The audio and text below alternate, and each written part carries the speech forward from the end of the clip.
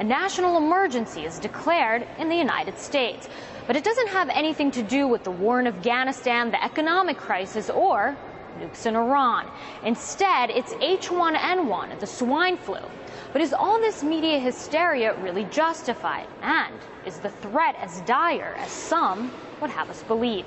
Well, joining me to discuss this and other burning issues, both here in the U.S. and abroad, Congressman Ron Paul. Thank you so much for speaking with me.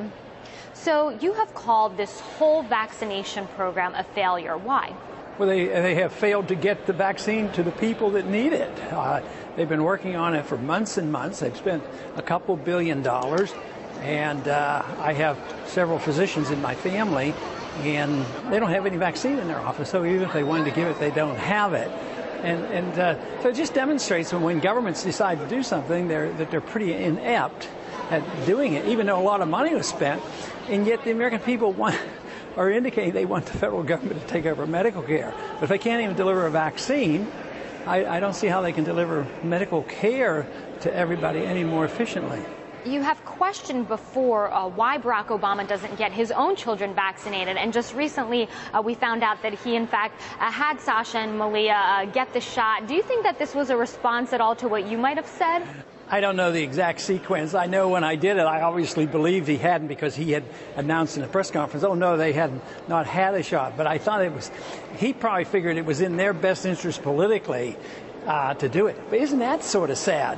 That if he deep down in his heart didn't want his kids to have it, that he was willing to do this. Of course, the analogy I made there was, so many of our presidents, Republicans or Democrats, always push government education.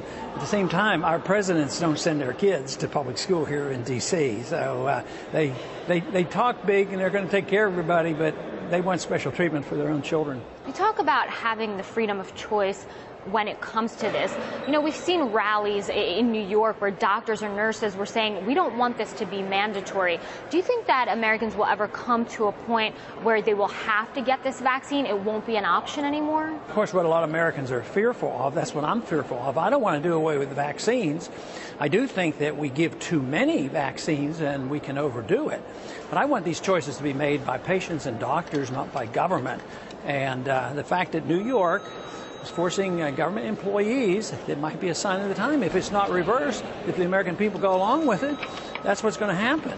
And these emergency powers that were declared, they can actually, quarantine people in large numbers and say, you either do it or not, else we'll put you here and we'll inoculate everybody. That is hardly the way I want to accomplish and solve our problems. You're a doctor. Critics of the vaccine itself are coming out and saying that in the long run, it's actually going to do more harm than good. Do you agree with this? I think it can do damage, and some children can be affected. It is a live virus. It's attenuated. It's not supposed to be as virulent. But yes, there are rare cases of people dying from reaction to medication. And if this flu is not so serious, which it doesn't sound to be, they were yelling and screaming about 1,000 deaths.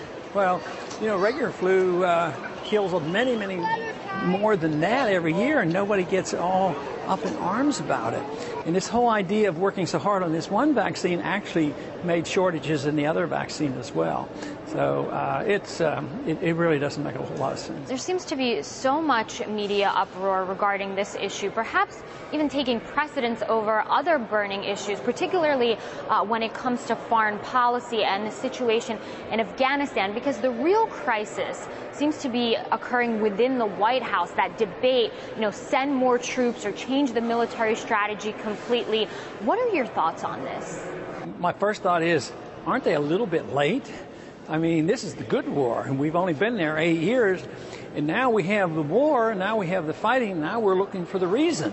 Why are we in there? What are we doing? What's the results? What's the end point? I think they have it turned around. That's why I argue for the case that when we go to war, it should be very, very precise and very, very deliberate under a precise vote of declaration in knowing what the Congress wants and what the people want and stand up for it. But when we go to war under UN resolutions or under NATO or because it feels good to us or we're doing this to promote democracy, it's vague, it's political, there's no end point, and there's no precise enemy. and therefore they keep fighting, and we go into these countries and we become occupiers. The people who live there resent it, and they start fighting us. So we call them terrorists. Well, they're terrorists there. They're bad people. We have to send more troops in. And citizens, die from these bombing raids. They are even dying in Pakistan. All that does is incite more people to resent what we're doing. So it's a cycle. And here we are at a point of a cycle where a few people are questioning it. Do we really need more? And, of course, the military wants more, and Obama probably is honestly in a box because he supports the war. He supported it during the campaign. And the military wants more troops, but a lot of Americans don't, especially the Democratic base. So he has a dilemma. So it'd be much better to have a precise position, non-intervention. You know what you're supposed to do. Just stay out of those places. I'm glad you mentioned Pakistan. It's becoming more and more crucial in this fight. We've seen violence increasing. What is the future going to hold? More chaos and more killing and more resentment toward Americans, and there's a big fuss because we just voted more foreign aid, and rightfully so.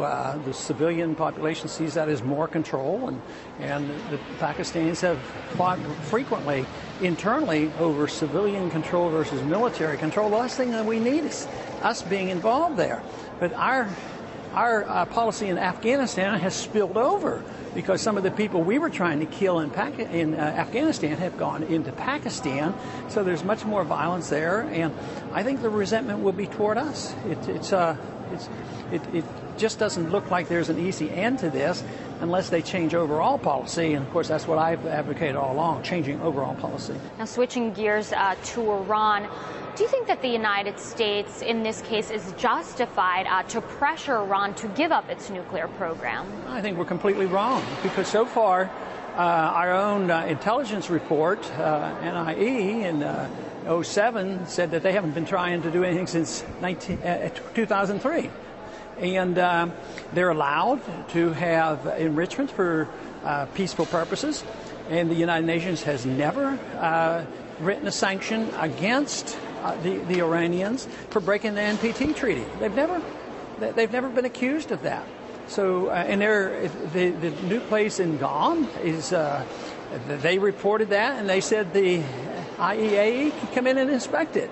So, and we're about to put on more sanctions. We had that going up in our committee today, and they want to prohibit anybody from delivering gasoline. So we're going to punish the people of Iran, and the people aren't going to get mad at their ayatollahs and their radicals. They're going to get mad at us, and they're going to solidify behind their radical leadership. So it backfires on us, and it really helps China, because China will probably go in, sell them oil, develop their oil, and they'll have more influence there because they're pretty good capitalists these days. And here we are using aggression to try to control what's happening in Iran.